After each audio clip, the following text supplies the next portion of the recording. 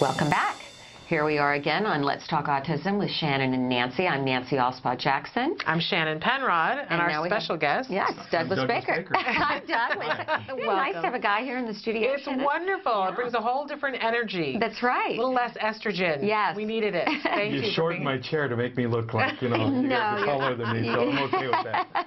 Now, Doug and I met at a very interesting conference recently. Autism Society of Los Angeles on the adult services, employment, and housing, yes. Yes.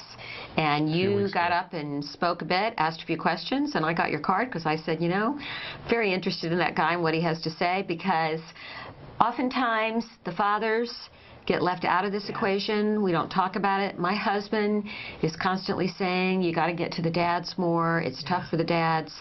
And you just, the comments you made there made a lot of sense. So. And I'm deeply curious because I didn't get the benefit of being there, but I'd like to know, how did autism come into your world?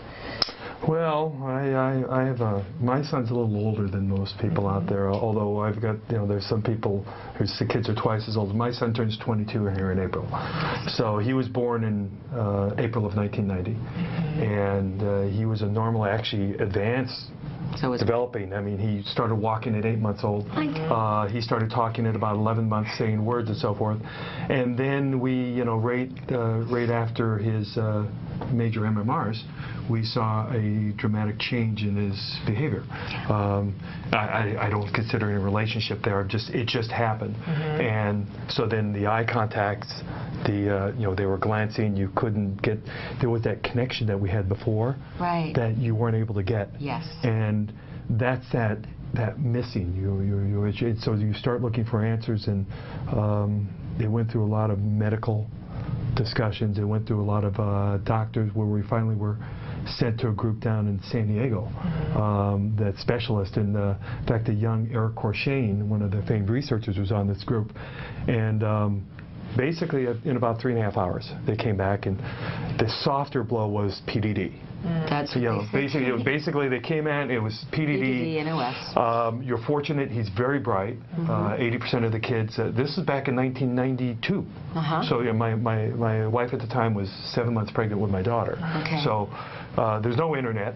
We couldn't find anything online. You were given information. You're one of the pioneers. It was 3 in 10,000. There was, you know, births. But if you had the first child, the second child was 25 times greater.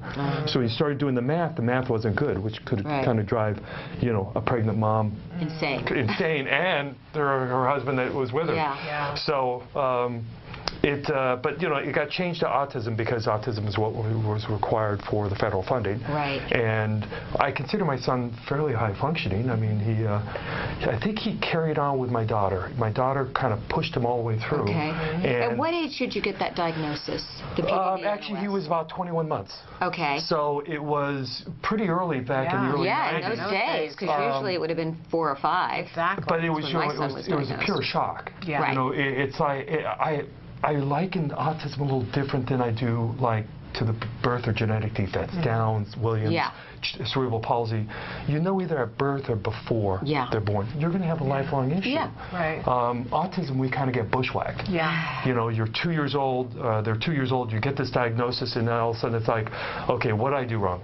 What did I do to deserve this? Did I cause this? He was fine. And it's just kind of one of these, you know, mysterious conditions that strikes without discrimination, without class structure, without borders.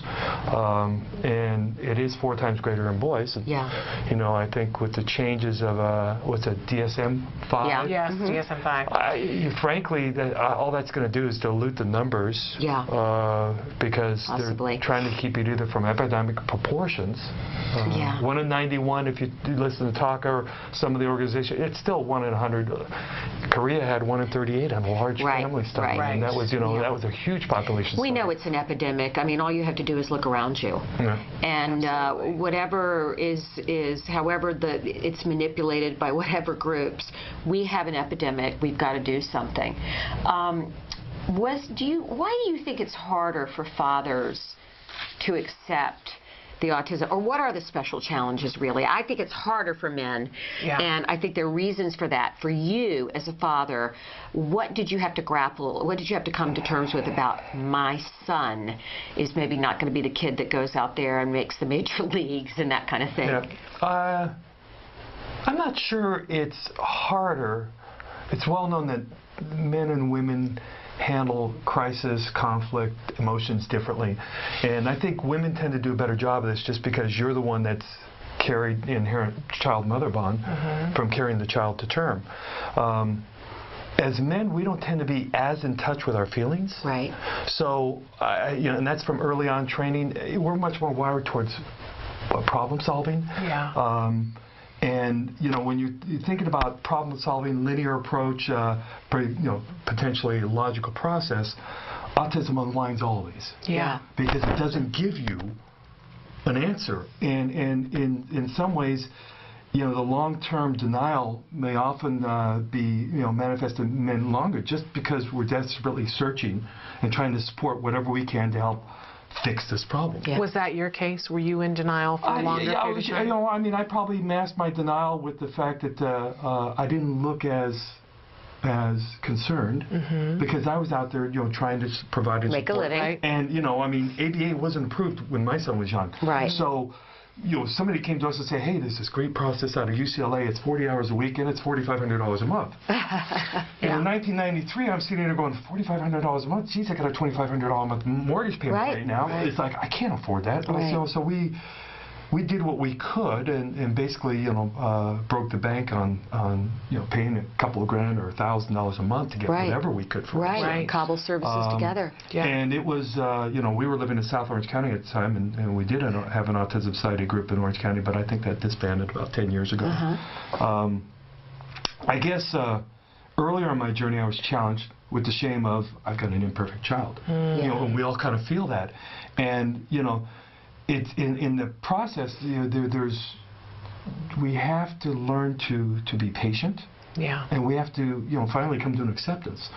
And that's just, obviously the mothers and the women undoubtedly dominate this world only because you guys are the ones that are typically, I call, carrying the torch.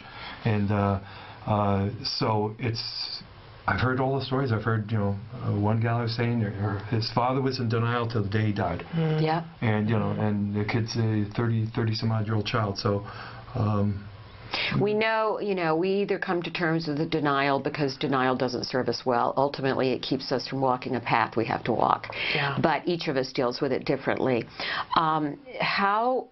Tell us a little bit about the journey with your son. He's 22 now. What's his name? He turns 22 in April. My son's name is Scott. Okay. Tell us about through the years and how is Scott doing now? Yeah. Well, my son, he came along real well. Okay. I think what he figured out is when my daughter started growing, and when it was about 3 1/2, and he was about 5 1/2, and they both became water safe at the lake down in Mission Viejo and then at the beach and the pool, he started seeing her do things. And he kind of had this wire that, I'm older. I should be doing that too. So she kind of pushed him along. Where I would say is all the services and everything we threw at him was great, but it's that constant pushing by her and then just follow through as a parent. And one of the things I try to help parents with is the more you are consistent as a parental group, as a married couple or divorced couple, you have to be consistent with your child, and you have to try to support each other in that process. Whew, that's a tough one. We're talking a little bit about that today, too, being that it's close to Valentine's Day. Yes. The strains on a marriage, which is a whole other topic. Yeah. When you have a special needs child, it can either break you apart or bond you more in a cause. Yeah. But anyway, so he's doing, how did he make the most gains aside from his sister? How was school for him, and where's he at now? Well, he came through the school system mainly through special day classes. We started mainstreaming him quite a bit. Okay. And his mother followed through with most of that work because she didn't make it very comfortable. Well, it didn't bother me. She didn't make it comfortable for the other people. Right. The teachers and the instructors when there were IEP meetings and all that kind of stuff. Yeah. So she fought for inclusion. Well, she did as best as she could with the tools she had, and right. I tried to stay out of the way only for the mere fact is we didn't want we wanted to get services. We didn't want, there to be any battles going on. So you kind of played good cop, bad cop? Yeah. Well, this was after we were divorced, so it didn't work very well because she wasn't, regardless, he came through the system pretty well. He had he had a shadow or a personal assistant most of his career, and I really saw him starting to blossom in high school. He was, kind of shorter, chubbier, and we were worried about his weight. Yeah. Then at 13, it sounds like, are you sure you don't have Wyatt? 13 and 14, he sprouted, and now he's I call him my 6'4", 11-year-old. Oh, how fun. And at about 15 or 16, the eye contact changed. Now he looks. Not only does he looks straight into your soul. He gets in there and he locks your eyes. So he's very good with that. Guy. Handsome. And in fact, the interesting thing about that picture is he's got hair on his face. And that was a profile I did in South Bay Magazine, and he just before we did that shot, my lady at the time, she thought he should shave it. And I didn't want to bother Scout with it, so we took the pictures, and what's the response coming off that picture is most families go, oh, wow, they grow up, don't they? Because it's got hair on his face. Yes, So he can grow more hair on his face than I can. But they do, and people start to, as we go through now, he's in a community college down at Coastline College. This is his first semester. He started at 5 days a week, where he's going one class a day for 5 days. What's he studying? He's doing desktop publishing. He's doing social activities. He was doing last couple semesters ago. He was doing a dance class. He's got a math and an English class. He did algebra last semester. I think he's in a more advanced math. My goal is to eventually get him to a GED and/or in a couple of years, if I could get it, I'd like to either Pathways at UCLA, but I think my desired program is Marshall University over in West Virginia. Marshall in West Virginia. I've heard such great things. We should do an interview with them. It's a whole different culture. Yes. I've had doctors that are at UCLA and they've sent their kids to Marshall because people there treat the kids differently, and it's just kind of a whole So respect. I think there's a master's and a doctorate student that works with a child, and the three of them plan together and achieve goals. It's really that it takes a village mentality and a lot of embracing of it.